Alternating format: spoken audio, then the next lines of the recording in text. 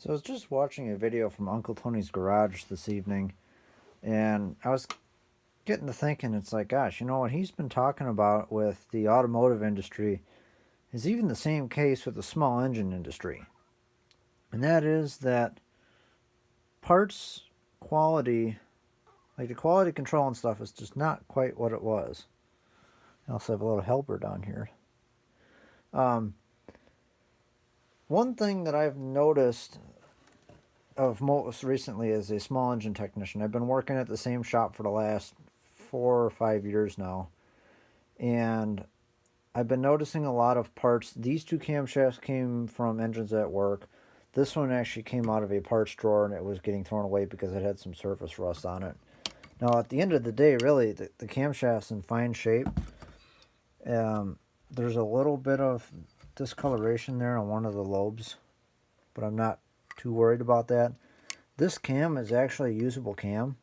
I just don't know what horse it came out of, like what horse engine, if it's a 16, 18, 20, 12 and a half, 23. I don't know what size cam it is. This one also came from work out of an engine that ran, but it didn't run very good. And upon tearing it apart, I saw that one of the lifters was wiped out.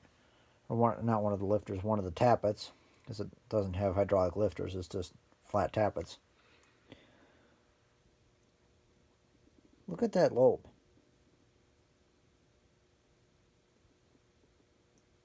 The casting, there's not even enough material on the casting, so when it was machined, it completely skipped an entire spot on the lobe.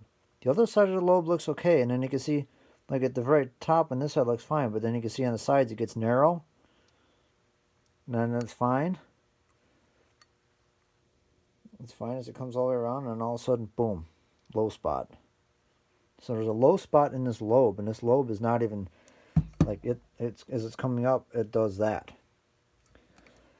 No wonder why this thing went through a lifter. And this is all these camshafts are out of Briggs & Stratton Vanguard engines. And I personally love the Vanguards. I think they are great engines. They're very high quality for the money. They're one of the best engines that Briggs & Stratton has made within the more recent years. And this camshaft here was actually one out of my Performance Vanguard. I was having going to have the camshaft repaired, but ended up opting to replace it, as it had a couple of teeth broken off. And this one, unlike the other camshafts, if you notice, these have the compression release balls on them and all the compression release weights.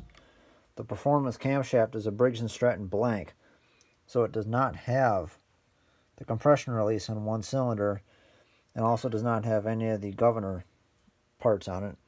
But one thing I did notice is here again, there's low spots on either side of that lobe, which ironically is the exact same lobe as this one.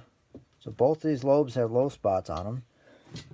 And this one also has some scoring on it, and again, some low spots on either side. So really, what I'm saying here is the quality control in these is just, it's not that great. And I'm not pointing a finger at just Briggs & Stratton. It's just whomever they're getting their castings from at different points in time, because not everybody's going to get the castings from the exact same foundry. Just the way the world works. Got to get parts wherever you can get parts from. Another thing I noticed is I just finished rebuilding a Tecumseh 7-horse. It was a vertical shaft engine on an old Swisher from the 60s. I believe it had a 1980s replacement engine on it, and it was knocking. So I got a rebuild kit for it, and the rebuild kit had a brand new connecting rod. The brand new connecting rod had a pinhole in the casting on the big end, so the end that rides on the crankshaft. And I made sure that hole did not have any burrs on it, so it wouldn't catch on the crank. But I was surprised to see that. I mean, a brand new connecting rod, and it had pinholes in it. It had pinholes in the casting. So I mean, it's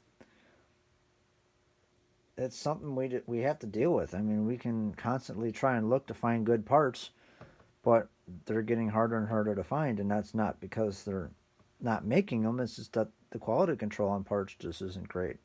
So it's something to be aware of when you're rebuilding engines.